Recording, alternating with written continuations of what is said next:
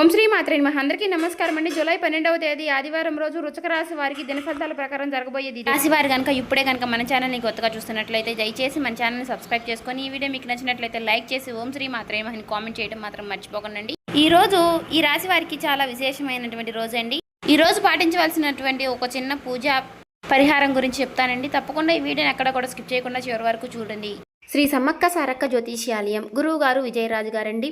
ముఖం చూసి లేదా చేయి చూసి ఫోన్ కలదారని జాతకం చెప్పబడును. గురుగారి ఫోన్ నెంబర్ వచ్చేసి 9100263308 అండి. ప్రేమ సమస్యలు, వ్యాపార సమస్యలు, రాజకీయ సమస్యలు, అత్తగొడల సమస్యలు, హస్తగతాలు, అప్పుల బాధలు ఇలా ఏ సమస్యలకైనా ఈ గురువు గారు చాలా చక్కటి పరిష్కారాలు చెప్తారండి. గుప్త నిధులు, చెడు ప్రయోగాలు కూడా చేయబడును. స్త్రీ పురుష వశీకరణ కూడా చేయబడును. ఎక్కడున్నా సరే ఈ గురువు గారిని ఫోన్ కాల్ ద్వారా సంప్రదించవచ్చు. అన్ని విషయాలు మనకు ఫోన్లోనే 100% ఖచ్చితంగా క్లారిటీగా చెప్తారండి. చాలా నమ్మకదగ్గమైన గురువు గారండి. చెప్పినట్టుగా జరుగుతుంది. మీకు నమ్మకం ఉంటేనే ఈ గురువు గారిని సంప్రదించి చూడండి. మీరు అనుకున్న విషయాలన్నిటికీ ఫలితాలు అనేవి లభిస్తాయండి. మీరు ఎందుకు భద్రశత్రువులుగా మారి విడిపోయేటటువంటి డెసిషన్ తీసుకోవడానికి కారణం ఏమిటి అనే అంశాలపై పూర్తి వివరణ తెలుసుకునే అవకాశం అయితే చూద్దాం. చెప్పాలంటే మీరు ఎవరినైనా ప్రేమిస్తే లేదా ఒక బంధాన్ని నమ్మితే మీ సర్వస్వాన్ని కూడా తారపోసే విధంగా మీరు అభిమానాన్ని పెంచుకుంటారు. పైకి మీరు ఎంత గంభీరంగా కనిపించినా లోపల మాత్రం పంతాల కోసం పోకుండా చాలా చక్కగా అందరినీ ఆప్యాయతతో పలకరిస్తారండి. అలాగే మీలో ఉన్నటువంటి గొప్ప గుణం ఏమిటి అంటే కనుక ఎదుటి వారికి వారు మిమ్మల్ని అర్థం చేసుకోకపోయినా ప్రవర్తించినా సరే వారిని మీరు అర్థం చేసుకుని సర్దుకుపోతూ ప్రవర్తిస్తూ ఉంటారండి.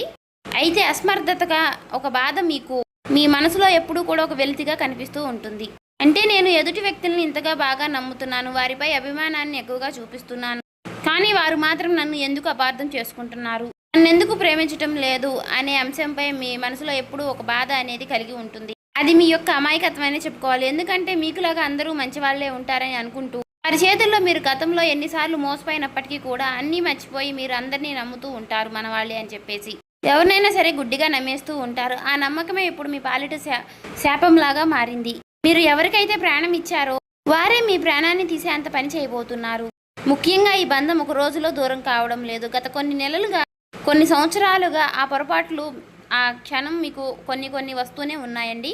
తరచు మీరు గమనిస్తూ ఉన్నప్పటికీ కూడా ఆ బంధాన్ని మీరు దూరం చేసుకోవడం ఇష్టం లేక తరచు మీరే సర్దుకుంటూ వెళ్తున్నారు. అయితే సర్దుబాటు చేసుకుంటూ వస్తున్నప్పటికీ కూడా ఈ రోజు కాకపోయినా ఏదో ఒక రోజు ఆ బంధం అనేది మీ నుండి దూరం అవడం అనేది ఖాయమండి. అంటే మీ ప్రేమను అర్థం చేసుకోవడం లేదు అనేటటువంటి ఒక భావన మీ మనసును చాలా నిరాశకు నెట్టివేయడం, అలాగే మీ విలువను కూడా మీరు తగ్గించుకుంటూ ప్రతి ఒక్క మీ గురించి తెలిసిన వారికి మీరు విషయాలు మీ ఇంట్లో కుటుంబ సభ్యులకి సంబంధించినటువంటి విషయాలు మీ మనసులో మీరే చాలా నలిగిపోతూ వస్తున్నారండి. అంతా బాగుంటుందిలే, అంతా సమృద్ధిగా నయమవుతుందిలే, మేమంతా కలిసి బాగుంటామని చెప్పేసి మీరు ఆశించారు. కానీ అవతల వ్యక్తిపై మనసులో ఉన్నటువంటి మీ పైన ఉన్నటువంటి ద్వేషం, స్వార్థం పూర్తిగా ఎక్కువైపోయింది. మీరు మౌనంగా ఉన్నప్పటికీ కూడా వారు మిమ్మల్ని ఎక్కువగా చులకనగా చూడడం అనేది మొదలుపెట్టారు. అయితే రేపటి రోజున పరాకాష్ఠకు చేరబోతుందనే చెప్పుకోవచ్చు. ఎందుకంటే ఈ రోజు ఆ షాకింగ్ క్లైమాక్స్ ఏదైతే ఉందో అది ఇప్పుడు మనం పూర్తిగా తెలుసుకుందామండి. ఈ రోజు 8 గంటల 10 నిమిషాల లోపు ఆ బంధం మీ నుండి ఎలా దూరం అవుతుంది అంటే ఇది మీరు ఊహించని విధంగా ఒక ట్విస్ట్ లాగా జరుగుతుంది. అంటే మీ యొక్క ఆత్మమిత్రులు ఎవరైనా కావచ్చు, మీకు బాగా తెలిసినటువంటి ఒక స్నేహితుడు, ఒక స్నేహితురాలు, అలాగే మీరు ఇన్నాళ్లుగా మీరు ఆరాధిస్తున్నటువంటి ఒక ప్రేమ బంధం కూడా కావచ్చండి. ఈ రోజున 8 గంటల తర్వాత మీరు ఒక నిజాన్ని అయితే తెలుసుకుంటారు. ఆ వ్యక్తి ఇన్ని రోజులుగా మిమ్మల్ని వాడుకుంటున్నారని, కేవలం లేదా మీ వెనకాల గోతులు తవ్వుతున్నారని కొన్ని సాక్ష్యాలతో సహా మీకు పూర్తిగా అర్థమవుతుంది. భిన్నంగా చెప్పాలి అంటే ఒక ఫోన్ కాల్ కానీ లేదా ఒక వ్యక్తి ద్వారా మీకు తెలిసేటటువంటి ఒక విషయం వలన ఆ మాటల యుద్ధం అనేది మీకు అలా జరుగుతూ ఉంటుంది. ఆ వాదన మీకు ఇంకా ఎలా ఎక్కువైపోతుంది అంటే ఇకపై మీ ముఖం నాకు చూపించవద్దు అనే స్థాయికి వెళుతుంది. ఇలా మీరు ఒకరికొకరు అనుకుంటూ పూర్తిగా ఆ బంధానికి స్వస్తి పలికేలాగా ఉంటుంది. మరి 8 గంటల 15 నిమిషాల తర్వాత మీ జీవితంలో ఇది ఒక చేదు జ్ఞాపకం లాగా కూడా మిగిలవచ్చు. ఎందుకంటే మీరు ఇన్ని రోజులు కూడా చాలా భరిస్తూ వచ్చారు. ఈ రోజు కాకపోతే ఏదో ఒక రోజు వారిలో మార్పు వస్తుంది అనే విషయంలో మీరు బలంగా నమ్మారండి. కానీ మీ కృషిని మీరు ఇన్నాళ్లుగా చాలా ఓర్పుగా గ్రహించారండి. కానీ వారు మాత్రం మీకు వారి వైపు నుంచి ఎటువంటి విలువ ఇవ్వడం లేదండి. ప్రతి విషయంలోనూ కూడా వారు మిమ్మల్ని ఏదో ఒక విధంగా కిందకి లాగాలనే చూస్తున్నారు. కానీ మీరు మాత్రం తట్టుకోలేకపోయారు.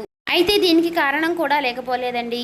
అయితే దీనికి కారణం ఏమిటి అంటే ఒక మధ్య వ్యక్తి చేసినటువంటి నమ్మక ద్రోహం అని చెప్పుకోవాలి. అంతటికీ కారణం ఏమిటంటే డబ్బు, ఈర్ష్య, మీరు బాగా పైకి వస్తున్నారనేటువంటి ఒక కారణం కూడా అయి ఉండవచ్చు. అయితే వారికంటే మీరు బాగా సెటిల్ అవుతున్నారో అనో లేదంటే మీకు వచ్చేటటువంటి మంచి పేరును చూసి తట్టుకోలేక మీరు ఎవరికైతే కష్టకాలంలో అండగా నిలబడ్డారో వారే తిరిగి మిమ్మల్ని గుండెల మీద తన్నడం, ఇదంతా తిరిగి మీరు తిరిగి మీ మనసుకు చాలా లోటైనటువంటి విషాదాన్ని కలిగిస్తుంది. అయితే ఆ వ్యక్తి మీ పతనాన్ని కోరుకుంటూ కొంతమంది శత్రువులతో సైతం చేతులు కలిపి మీకు అలాగే మిమ్మల్ని మీ మనసుతో ఆడుకోవడానికి అయితే మీరు గుర్తుపెట్టుకోండి. మీరు బాధపడాల్సిన అవసరం అయితే లేదండి. అన్నీ కూడా ఫేస్ చేస్తూ మీరు ఉంటున్నటువంటి ఒక గొప్ప వీరులుగా మిమ్మల్ని చెప్పుకోవచ్చు.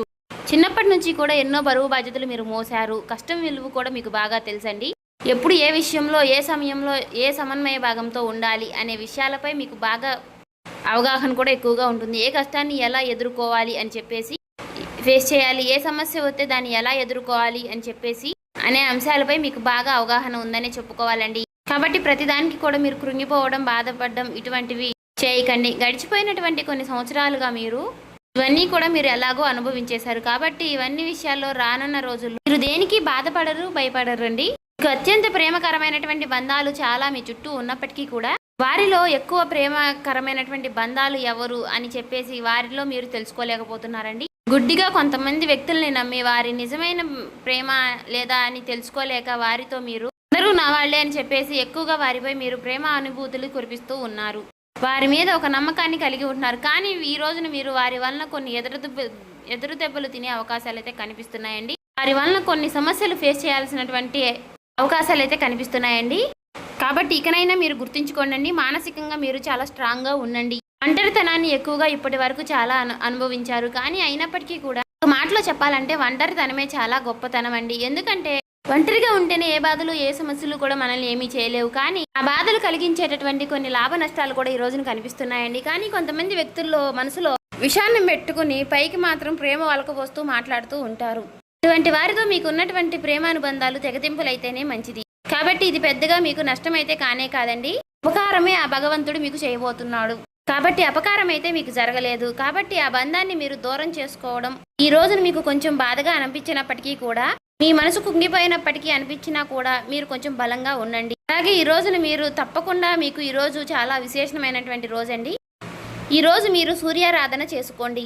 ఈ రోజు సూర్యారాధనకి చాలా విశేషమైనటువంటి రోజండి. కాబట్టి ఈ రోజు ఆదిత్య మంత్రాన్ని పఠించండి. అలాగే ఓం సూర్యాయ నమః, ఆదిత్యాయ నమః అని సూర్య భగవానుడికి సంబంధించినటువంటి నామాలని పఠించండి. దగ్గరలో ఉన్నటువంటి స్వామివారికి సంబంధించినటువంటి ఏ రూపమైనా పర్వాలేదండి. దగ్గరలో ఉన్నటువంటి ఆలయాన్ని ఈరోజు సందర్శించండి. ఈ రోజున మనసులో మీరు సూర్యారాధన చేసుకోవడానికి అంటే ఆ సూర్యుడికి సంబంధించినటువంటి ఆలయములు లేకపోయినా సరే నారాయణుడు అంటే శ్రీమన్నారాయణ వాసుదేవుడు యొక్క ఆలయాలని మీరు దర్శించండి. అలాగే ఈ రోజున ఓం నమో భగవతే వాసుదేవాయ అనే మంత్రాన్ని అనేటటువంటి నామాన్ని కూడా ఈ రోజున మీరు ఎన్నిసార్లు వీలైతే అన్నిసార్లు పఠించండి. అలా పఠించడం వల్ల మీ మనసు చాలా ప్రశాంతంగా ఉంటుంది. ఇక ఈ రోజున మీరు ఎవరితో కూడా గొడవలు పెట్టుకోకండి, ఒంటరిగా ఉండండి, పాత విషయాల్ని అసలు తలుచుకోకండి. మీకు నచ్చినటువంటి ఏదైనా ప్రదేశానికి వెళ్ళడం, అక్కడ కాస్త మనసుని మీ ప్రశాంతంగా ఉంచుకోవడం, మీ మనసుని మీ దాటిలో ఉంచుకుంటేనే మీరు ఏవైనా సరే సాధించాలి అనుకుంటే తప్పకుండా సాధిస్తారండి. ఎందుకంటే మనసు ఒక చోట మనిషి ఒక చోట అన్నట్లుగా మనం చేస్తే మాత్రం మనం ఎప్పుడూ కూడా పైకి రాలేమండి. ఇంకా పడుతున్నటువంటి కష్టాలు ఇంకా ఎన్నో పడాల్సి వస్తుంది. కాబట్టి ఆ విషయంలో మీరు కొన్ని జాగ్రత్తలు అయితే తీసుకోనండి. అలాగే గురు ఆలయానికి వెళ్ళండి. గురు ఆలయానికి వెళ్ళి దర్శనం చేసుకోవడం వల్ల మీకున్నటువంటి కొన్ని తలనొప్పులు, కొన్ని సమస్యలు, చిన్న పడుతున్నటువంటి సమస్యలన్నీ కూడా తొలగిపోతాయండి. అలాగే రేపటి రోజున మీరు వీలైనన్నిసార్లు ఓం నమ శివాయ అనే మంత్రాన్ని కూడా మనసులో జపిస్తూ ఉండండి. మీకు సాయంత్రం సమయంలో సంధ్యావేళలో లక్ష్మీదేవికి ఉప్పుదీపం పెట్టడం వల్ల కూడా మీకు ఉన్నటువంటి కొన్ని సమస్యలు తొలగిపోతాయి. డబ్బులో ఉన్నటువంటి సమస్యలన్నీ తొలగిపోతాయి. లక్ష్మీదేవి యొక్క రాక అనేది జరుగుతుంది. మేము ఎన్ని పనులు చేసినా సరే, ఎంత కష్టపడినా సరే మాకు చేతిలో చిల్లి గవ్వ కూడా మిగలడం లేదండి అనే వారికి ఈ ఉప్పు పరిహారం అనేది చాలా బాగా పనికి వస్తుంది. అలాగే మీరు గుమ్మం బయట వైపు కుడివైపున ఎద్దు పటం ఉన్నటువంటి ఒక ఫోటో ఫ్రేమ్ని మీరు గుమ్మం బయట కుడివైపున పెట్టుకుంటే మాత్రం లక్ష్మీదేవి యొక్క రాక అంటే మనకి ఎద్దుని గోమాతని అని పోలుస్తారు కాబట్టి మీకు లక్ష్మీదేవి యొక్క రాక అనేది జరుగుతుంది. ఇంట్లో ఉన్నటువంటి నెగిటివిటీ అంతా పోతుంది, పాజిటివిటీ పాస్ అవుతుంది. సో చూశారు కదండి, ఈ వీడియో నచ్చినట్లయితే ఓం శ్రీ మాత్రే నమః అని కామెంట్ చేసి ఇంకా మన ఛానల్ని సబ్స్క్రైబ్ చేసుకొని వాళ్ళు ఉంటే దయచేసి సబ్స్క్రైబ్ చేసుకుని మాకు సపోర్ట్ చేయడం మాత్రం మర్చిపోకండి. అలాగే మీరు ఈరోజు చేయవలసిన పూజా విధానము, పాటించవలసిన పరిహారాలు, అనుకూల సమస్యలు, అననుకూల సమస్యలు ఏ విధంగా రాబోతున్నాయి, ఏ విధంగా మనం నడుచుకోవాలి అనే విషయాలపై మీకు పూర్తిగా అవగాహన వస్తే మాత్రం ఖచ్చితంగా గమనించండి. మేము ఇదైతే కల్పితంగా చెప్పింది అయితే కాదండి. మీ రాశి ఫలితాల ప్రకారం మీకు సంబంధించినటువంటి కొన్ని పరిహారాల గురించి అయితే కూడా చెప్పాం కదండి. మీరు ఖచ్చితంగా వాటిని కనుక పాటిస్తే మాత్రం మీకు ఉన్నటువంటి సమస్యలు కూడా తొలగిపోయే అవకాశాలు అయితే కనిపిస్తున్నాయండి. ఒకే మొత్తంలో మనకి పెద్ద ఆస్తులు వచ్చి పడాలి, పెద్ద డబ్బు ధనాలు వచ్చి పడాలి అనుకుంటే మాత్రం అవ్వదండి. ఏదైనా సరే మనం కష్టపడే కొద్దిగా మనకు చేతికి వచ్చే అవకాశాలు కనిపిస్తాయి. కాబట్టి మనం తక్కువ కష్టపడి ఎక్కువ సంపాదన రావాలి, ఎక్కువ మనం ధనవంతులు అయిపోవాలి అనుకుంటే మాత్రం కుదరదండి. ఈ రోజులు బట్టి ఎవరితో ఎలా ఉండాలి అనే ఒక విషయం కూడా మీరు బాగా గుర్తుపెట్టుకోండి. అందరూ మన వాళ్ళని నమ్మేసి మాత్రం అందరికీ చెప్పకండి.